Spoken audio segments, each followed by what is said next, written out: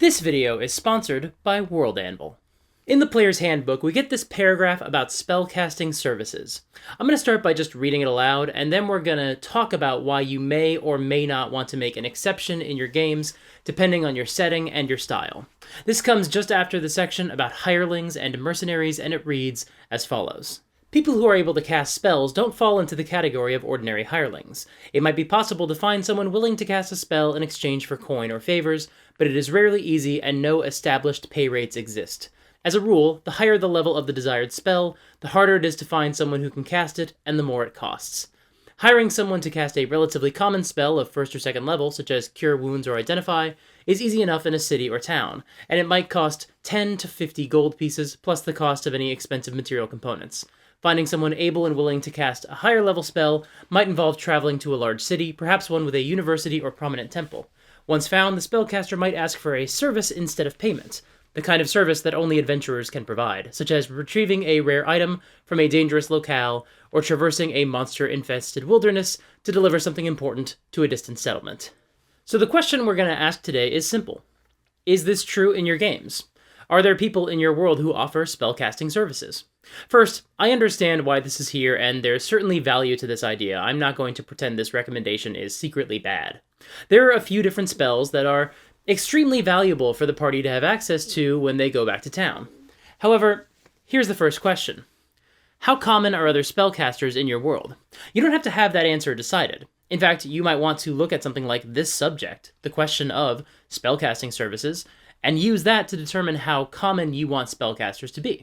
It's totally fine if today's topic, where we'll figure out what spells the NPCs of your world might be willing to cast for the party, helps you decide on an answer for how common spellcasters are in the world. But if you do prefer games where the players don't have a lot of magic users they can turn to for help, there are still ways to have these sorts of spellcasting services available without every low-level priest being able to cure any curse. Maybe these spellcasting services are performed by a hag who lives in the forest, or a necromancer at the top of a tower made of bone. I suspect these individuals might want something more substantial than gold to perform their services, and guess what? That's a plot hook for an adventure, and that could be really interesting. So even if you're like me and you aren't wild about the idea that there's always a temple cleric NPC on hand to solve your party's problems, and we'll dig into that a lot more when we get further into this video, well, there are still ways to have magic users available to help. For example, on Critical Role, they always tend to have a few allies who can offer some spellcasting services. In the Vox Machina campaign, one of them is Gilmore, a magic item vendor who offers some spellcasting services through his shop. Although as the campaign goes on and circumstances in the world in general change, he winds up doing a lot of spells for the party for free, just because they're heroes who are saving the world. The other major spellcaster they know is Allura, a political ally who does a lot of spells on their behalf just because she knows that she can trust them and they work well together. And later in the campaign, these NPCs help the party with a ton of teleportation spells and scrying spells, and it starts being a lot rarer for them to cast spells like Identify. But again, you may feel that having so many high-level wizards and sorcerers who are willing to help just makes things a little too easy. This depends on the game I'm running, of course, but that tends to be one reason I'm resistant to having spellcasting allies in my game, or at least making them too accessible or too powerful. But, as I said, it depends a lot on the campaign. When I'm running high-adventure games along the lines of Vox Machina, then having some spellcasting allies can be really useful. But then again, you also want to make sure it doesn't break the fiction of the world. You don't want your players to wonder why their spellcasting friends aren't out there solving all the problems you throw at them. But that's an aspect of this subject that we'll save for another day. We'll talk in the future about how to run high-level allies in a way that doesn't break the fiction of the world or ruin the agency of your players. But those concerns are things we're still going to keep in mind for today's topic as well. Every question we're going to ask today can be answered differently depending on your approach to one of two topics: world building and game balance. I obviously spend a lot of time thinking about how these kinds of spells make sense in the world of the game, because I care a lot about creating a world that makes sense. And one of the challenges I run into is also making sure I'm conveying my information as players need to know it. A lot of things we're going to discuss in this video should probably be presented during Session 0, but you also don't want to overwhelm your players. You want to make sure that they can parse the information you give them. And it would be really nice if they could refer back to these details whenever they wanted to. Maybe the information could be presented in easy-to-read articles, separated into categories and accentuated with artwork. only there was some sort of online website that made it easier for you to record the information for your campaign setting and present it to your players. Oh wait, there is? They're called World Anvil? They're the sponsor for today's video? I'm being recorded right now? World Anvil is a fantastic resource that gives you all the tools you need to make a world that's engaging and compelling for your players. I'm particularly fond of how the editing section for an article gives you prompts that make it easier for you to add details to different categories. For example, I'm writing an article for a fantasy city right now, and there are certain questions I wouldn't have thought to answer, or even ask, if they hadn't provided a section to fill out to add those details. It's really genuinely a very useful tool that I really enjoy using. And World Anvil is offering a discount to my viewers. If you visit worldanvil.com/supergeekmike and use the promo code SUPERGEEK, you can save 40% off of any annual membership. Once again, that's worldanvil.com/supergeekmike and use the promo code SUPERGEEK.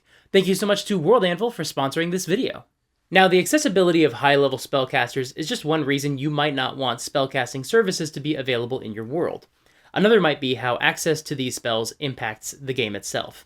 As I said before, there might be some excellent spells you want the players to have access to when they get back to town.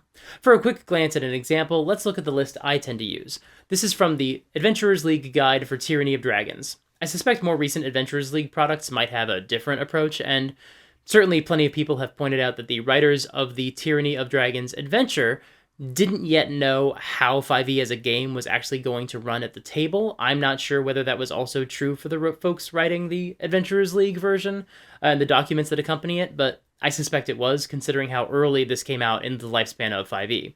But at the very least, this list is still a useful place to start. And indeed, the fact that this list doesn't seem to match the playstyle for most 5e groups is actually part of the issue I have with spellcasting services in general, but we'll get there. First, let's look at what they wrote. Any settlement the size of a town or larger can provide some spellcasting services. Characters need to be able to travel to the settlement to obtain these services. Alternatively, if the party finishes an adventure, they can be assumed to return to the settlement closest to the adventure location. Spell services generally available include healing and recovery spells, as well as information gathering spells. Other spell services might be available as specified in the adventure. The number of spells available to be cast as a service is limited to a maximum of 3 per day total, unless otherwise noted. And then we have our list of spellcasting services and their costs. Cure Wounds, first level, 10 gold. Identify, 20 gold. Lesser Restoration, 40 gold. Prayer of Healing, second level, 40 gold. Remove Curse, 90 gold. Speak with Dead, 90 gold. Divination, 210 gold. Greater Restoration, 450 gold. Raise Dead, 1250 gold. Having gold rates attached to these spells also helps with something so many 5e groups struggle with: the fact that players have nothing to spend their gold on. Now, I've seen different people online offer different prices for some of these spells, but we're not going to worry about that today, because that's a question of how much gold is worth in your games, as well as how much these services are worth to an adventure, so that topic is a bit too muddled for us to get into in this video. Besides, even in that first paragraph I read from the Player's Handbook, specifically they said no established pay rate exists for spells, so the gold prices are kind of the least important part of this topic. But I do want to look at the spells they suggested and see what they tell us about the style of play where having spellcasting services available would be really valuable. The first is Cure Wounds, and I'm going to go ahead and loop Prayer of Healing in with this since they both do the same thing. They're both healing spells. And I want to ask you a serious question. How often do 5e players need to go find someone who has healing spells? We know that the designers intended for 5e games to be balanced for 6 encounters per adventuring day. And we also know that, statistically, practically nobody plays that way. The simple truth is, for many groups, the players will get into 1 or 2 combat encounters, and then they'll either drink their healing potions, cast their own healing spells, take a short rest and spend hit dice, or just go find some place to take a long rest. Having a temple that offers healing magic implies a style of play where the party gets in a fight, goes to find a priest, gets healed, and then goes back into action on the same day. I'm not going to pretend that's never happened. It literally happened in one of the most recent episodes of Critical Role I reviewed on this channel. But in my experience, and based on what I've seen from the community, that's the exception rather than the rule. Healing magic of that fashion just isn't that valuable to most 5e players, because if they don't need healing in the thick of things and they have to retreat to find healing, they're probably just going to take a long rest anyway and refresh their spells and hit points. Of course, there are ways around this. A lot of people have tried to fix the 6 encounters in one adventuring day conundrum, but the approach that I think best fixes this, or at the very least makes healing spells more valuable to purchase, is the suggested approach for a gritty realism style campaign as presented in the Dungeon Master's Guide. This variant uses a short rest of 8 hours and a long rest of 7 days. This puts the brakes on the campaign, requiring the players to carefully judge the benefits and drawbacks of combat. Characters can't afford to engage in too many battles in a row, and all adventuring requires careful planning. This approach encourages the players to spend time out of the dungeon. It's a good option for campaigns that emphasize intrigue, politics, and interactions among other NPCs, and in which combat is rare or something to be avoided rather than rushed into. In my opinion, by making your resources a lot more limited, both in terms of natural healing and in terms of spell slots, I think it would encourage players to seek out spellcasting services like healing a lot more often. The next example on this list is the Identify spell. This is a really interesting example because it really does speak to a different version of the game where identifying magic items is a lot more important. In fact, if you ask Matt Colville, he'll almost always cite identifying magic items as one of the greatest virtues of returning to town. You can expect that there's a wizard in a small town, but not a powerful wizard. Just powerful enough to maybe identify items and make scrolls. So they didn't go to Blackspire Keep, they went to the big town, and at the big town they wanted to talk to the wizard anyway, get their items identified, let them know the bad guys were after them. Well, I don't know, the wizard NPC says, you'll have to take it to the Elven Lore Master and have him identify it. I know I've talked about Matt Colville in almost every video I've made this month, but in my defense, he talked about me too. That was so awesome. Seriously, what a cool dude. But anyway, you can see how the Identify spell is a huge part of the old school approach to D&D, right? Magic items are mysterious, and going back to your spellcasting allies to find out how these items work is really valuable. Now here's how the 5th edition Dungeon Master's Guide screws that right up. Some magic items are indistinguishable from their non-magical counterparts, whereas other magic items display their magical nature conspicuously. Whatever a magic item's appearance, handling the item is enough to give a character a sense that something is extraordinary about it. Discovering a magic item's properties isn't automatic, however. The Identify spell is the fastest way to reveal an item's properties. Alternatively, a character can focus on one magic item during a short rest while being in physical contact with the item. At the end of the rest, the character learns the item's properties, as well as how to use them. Potions are an exception. A little taste is enough to tell the taster what the potion does. Sometimes a magic item carries a clue to its properties. The command word to activate a ring might be etched in tiny letters inside it, or a feather design might suggest that it's a ring of feather falling. Wearing or experimenting with an item can also offer hints about its properties. For example, if a character puts on a ring of jumping, you could say, "Your steps feel strangely springy." Perhaps the character then jumps up and down to see what happens. You then say the character jumps unexpectedly high. Variant, more difficult identification. If you prefer magic items to have a greater mystique, consider removing the ability to identify the properties of a magic item during a short rest, and require the Identify spell, experimentation, or both to reveal what a magic item does. Now, I really don't mean to keep bagging on the Dungeon Master's Guide. I seriously, genuinely think there's a lot of great stuff in this book. And I also am not trying to imply that you can't change this. After all, that's one of my favorite things about 5e, how easy it is to monkey with some core assumptions and still have the game play really well. But I hope you can see what I'm getting at. The intention behind the default design of 5th edition is inherently at odds with this style of play, where finding someone who can cast the Identify spell matters a lot. In this case, if you want spellcasting services to matter in your world, I'd strongly recommend you use that variant approach where identifying magic items is more difficult. But, once again, that's something people need to know in Session 0. Otherwise, players familiar with the system are going to assume they can identify an item with a short rest, unless you tell them in advance. It might actually mean one of your players will choose to roll up a wizard instead of another class, specifically so they can have the Identify spell. Now let's go back to this list of spells and talk about Lesser Restoration and Greater Restoration. And actually, let's include Remove Curse in this as well. That's a big part of this conversation. First of all, much like with healing, Lesser Restoration isn't very useful unless you do use those gritty realism rules we discussed earlier. Because of how 5e values the long rest, it's pretty unlikely someone is going to be blinded, deafened, paralyzed, or poisoned in such a way that they won't recover on a long rest. Sure, you could introduce a poison or paralysis effect that doesn't end on a long rest. That's another way to make this spell more valuable, but honestly, if you do use those gritty realism rules, I think that issue might fix itself. Greater Restoration and Remove Curse are different. Those spells are extremely useful. They can solve all sorts of problems. So here's the question. How easy do you want it to be to solve those sorts of problems? Greater Restoration covers so many conditions and afflictions that we'd be here all day if I used it as the example, so we'll address Remove Curse instead. How much can Remove Curse deal with? Well, we know it works on anything cast by Bestow Curse, and Curse of Strahd says that a Vistani curse can be cured by either of those spells. But what about a Werewolf Bite? Sure, lycanthropy is a curse, and the monster manual explicitly says that Remove Curse cures lycanthropy if a player character gets bitten by a werewolf or whatever, but a lot of folks in the D&D community don't like that. We don't feel like it's a satisfying resolution to that conflict, and this comes down to the core fantasy of the werewolf as a monster. You know, I've made a video about the core fantasies for player classes, but maybe I should also make a video about the core fantasies for monsters. That might be really interesting. But there is no werewolf story I've ever seen or read about where finding a cure for werewolfism is as easy as casting a simple spell. And sure, Remove Curse is a 3rd level spell. Players should be able to solve some of their problems with magic once they get to that level. That's why they rolled up a Spellcaster. But as a counterpoint, they get access to that spell when they reach only 5th level. And werewolves are a dangerous enough threat that a party probably shouldn't try to face them if they're 1st or 2nd level anyway. So there's a pretty narrow window of 2 or 3 levels where a party can fight a werewolf and potentially live to tell the tale, even if that does mean they get bitten and they got cursed. But once you're outside that level range, you're at the point where a cleric, paladin, warlock, or wizard can just remove the lycanthropy curse with a single spell slot. If you search on Reddit or the DM's Guild, there are probably at least a dozen different suggestions for quests or potions or rituals that the party can undergo to cure a player character of lycanthropy, or honestly any curse. And all of them would be a lot more dramatic, more satisfying, and more interesting than allowing Remove Curse to cure a werewolf bite. Also, not for nothing, but the fact that a player character who does get infected becomes essentially invincible against non-magical, non-silvered attacks is also kind of a problem. I'm sure there are resources that offer better versions of lycanthrope infection as well.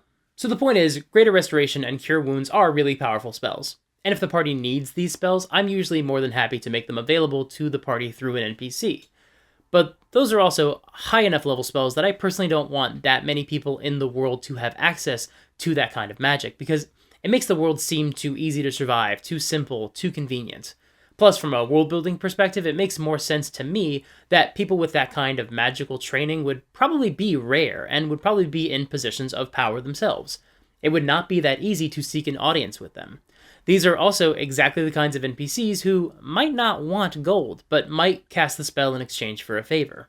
Or they demand the party pay the gold for the spell, but also go and obtain the elements needed for a ritual. Certain ingredients that are hard to find, like the eyes of a basilisk or the heart of a doppelganger.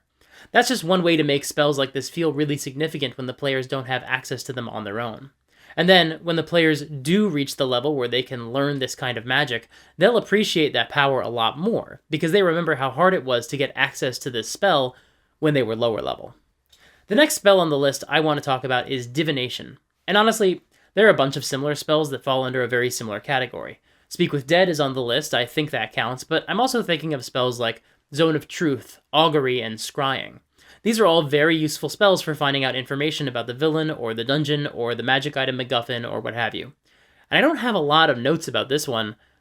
I think this makes a lot of sense, and if you've got spellcasting services available in town, or spellcasting allies who are willing to lend a hand, it's only natural that your party could take advantage of their skills to do some reconnaissance before their quest. Honestly, I try to make sure your party knows these spells are available to them if they ask and have the gold to pay, because we want our players to do as much recon as possible to make informed choices and not take needless risks when they could have scouted out more information from afar. And of course, that's all to say nothing of how entertaining these spells have the potential to be. Once the dead man is revived, we can ask him 5 questions, at which point he will die again, never to be re-revived. Were you killed in the Battle of the Everhorse? Yes. 4 more questions, right? Yes.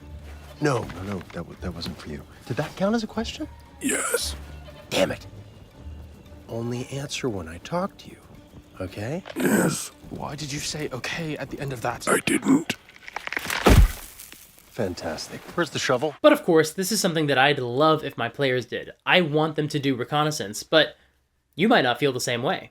I personally don't like it when my players take no effort to prepare for an adventure, but you might not want them to use magic to figure out all of your secrets before they've even set foot in the dungeon, and that's totally valid as well.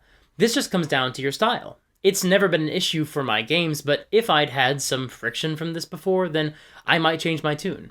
So if you don't feel like having access to this kind of magic will make the games more fun or more dramatic, then you might not want to offer this kind of spellcasting service, and that's okay. Now here's one that isn't on the list, but I'd be remiss if I didn't mention it in today's video, because I've referenced Critical Role a lot so far, particularly the Vox Machina campaign, as a source of examples for how spellcaster NPCs can use spells on behalf of the party. And honestly, the number one way the cast tends to ask for spellcaster NPCs to help, aside from asking them to come into battle with them, which, like I said, that's sort of a thing we're going to talk about another day. But it's really common for them to ask a spellcaster NPC to help them travel somewhere instantaneously via a spell like Teleport, or Teleportation Circle, or Transport via Plants. And whether or not you want to offer that service, once again, depends a lot on the campaign. There are plenty of campaigns where the point of the adventure is getting somewhere as quickly as possible, and others where the journey matters more. In the latter example, the encounters on the road are a huge part of that experience, and bypassing those by using high-level magic is not in the spirit of the adventure. Sure, theoretically the Eagles could fly everyone to Mount Doom, but that's a much shorter, much more boring story. So you can rationalize it by saying that while there are NPCs who could help you, they aren't willing to. The Eagles are their own people with their own concerns. They don't exist to serve as your taxi service. Also, the people who ask why the Eagles didn't fly everyone to Mount Doom always seem to forget that the Nazgul had big fuck-off dragons. It feels like that's a really good reason not to fly into Mordor's airspace without the army at your back. Just saying. There's one spell left on this list that we need to talk about. Raise Dead. And there are a bunch of similar spells that aren't on the list, but that we can lump into this category. Reincarnation, Resurrection, and even, potentially, True Resurrection. Maybe even Revivify, but the odds of your players getting their fallen comrades at the temple within 1 minute of their death is pretty unlikely. Not impossible, just not very likely. But either way, here's the question. Should the players be able to go to a priest and revive their fallen companions? Well, this depends a lot on your campaign. You can't throw a rock in the D&D community without hitting someone who hates resurrection magic in D&D and runs a game where you can't be brought back from the dead under any circumstances, because it makes the stakes more serious in their campaigns. Even on Critical Role, where they've had more than a dozen character deaths get reversed, death is still not as easy as simply casting a spell. There's a ritual involved, and there's a chance of failure. Now, we simply do not have the time in this video to talk about the many ways you can resolve character death in your games. There are other great videos about this topic, and I'm sure I will make a video about my feelings on the subject at some point in the future. But speaking purely academically, if you don't want resurrection magic to be available, then you shouldn't provide resurrection magic in town. That's pretty obvious. You probably knew I was going to say that. That being said, I think more than anything else on this list, having an NPC willing to resurrect someone for a favor, or after going on a quest for them, is something that works really well thematically. It matches the tradition of folklore and fairy tales where a loved one dies and the main characters have to petition the higher powers to bring them back to life. It provides a really clear adventure hook for your party to go on a quest. It even opens the opportunity for a player who's lost a character to create a temporary character to act as a guide or a protector on their journey to the underworld or wherever. We'll talk about it more another day, but if you're going to give the powers to raise the dead to an NPC, you could have them ask for a gold reward, but I'd strongly encourage you to instead put the power in the hands of an enigmatic NPC who asks for far more from the party than just some gold or a couple of expensive diamonds. Now, as I say in so many of these videos, you don't have to have just one approach for your games. It depends on the tone of your campaign, the experience your players want, and how challenging you want the campaign to be. For a high fantasy heroic game, I run 5e rules as written. Or, with my own house rules, but I mean that I run it without the gritty realism rules. And I have NPC spellcaster allies available for the party to seek out. This is the kind of adventure you might see in a campaign like Vox Machina, where there are other spellcasters in the world, and maybe there's even a bit of an economy structured around their services. For slightly more moderate difficulty, I remove easy access to most spellcasting allies, but still run 5e pretty much as is. It's a high fantasy adventure game just without that same safety net. For a much more challenging experience, I would run 5e with the gritty realism rules, and spellcasting services would be available in town as a lifeline, and as an incentive to return to town, and an excuse to spend their gold. Or if the spellcasting NPC has no need for gold, maybe they're the kind of character who demands a favor from the party, thus spurring them on toward another adventure. And for the most challenging difficulty while still running 5e, I would use gritty realism and not have any spellcasting services in town. That would be an extremely brutal, potentially lethal game, but if that's the experience my players are going for, That's how I would replicate it. Although honestly, before getting to that extreme example, I'd probably just run Shadow Dark. It doesn't have the same extended healing times as the gritty realism variant rules, but it's still plenty lethal. But the point is that you can totally include spellcasting services in your game, but I just want to make sure you're thinking about how it will impact the campaign and making the choice that will best suit the style of story that you want to tell. Thank you so much for watching. Just a reminder, I'm trying to hit 35,000 subscribers by the end of the day on April 30th, and that is only 10 days away. Wait, is today 420? But that's the funny number. Oh man, but I didn't do a video about weed. I'm a bad YouTuber. If you like this video, please hit the like button and subscribe and ring the bell to get new videos as soon as they come out. I make new D&D videos every Monday and Thursday. If you want to support me financially, you can join my Patreon. Even joining at $1 a month really helps this channel. I also have a few wish lists below if you would rather support me by buying something off of one of those. If you can't afford to support me financially right now, that is totally okay. I would still love to have you join the Discord server and hang out with other awesome people. And I have a newsletter. You can sign up for that and get some updates about stuff I've got going on. If you want to see more from me, check out my video about metagaming. That's right over there. I think it's really good and not at all controversial, I bet. Until next time, play fair and have fun.